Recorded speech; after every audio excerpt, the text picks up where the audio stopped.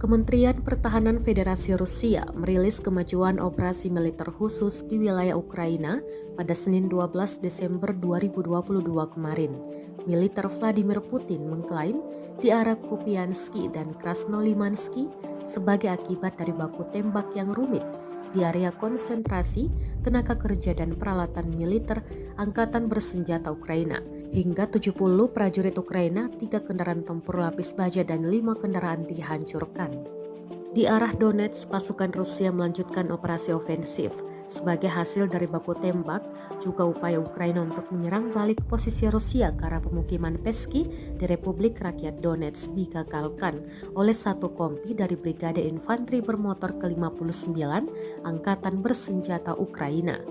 Kerugian pihak Ukraina berjumlah 30 prajurit Ukraina, 2 kendaraan tempur infanteri dan 3 truk pick-up.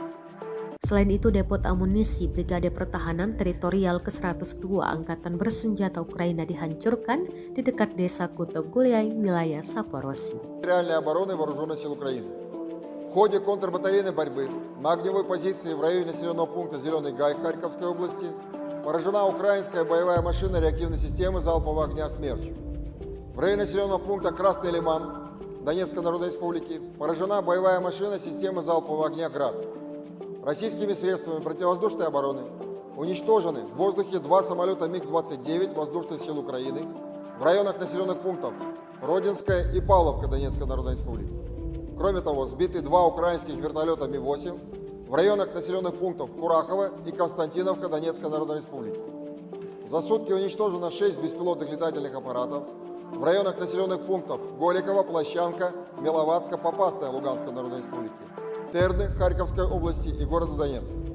Также перехвачены 2 украинские баллистические ракеты «У» и 2 реактивных снаряда системы залпового огня «Хаймарс» в районе населенного пункта Юбилейной Херсонской области. Всего с начала проведения специальной военной операции уничтожены 343 самолета, 183 вертолета, 2653 беспилотных летательных аппарата, 396 зенитных ракетных комплексов, 7076 танков и других боевых бронированных машин, 928 боевых машин реактивных систем залпового огня, 3678 орудий полевой артиллерии и минометов, а также 7568 единиц специальной военной автомобильной техники. Terima kasih sudah nonton. Jangan lupa like, subscribe, dan share ya.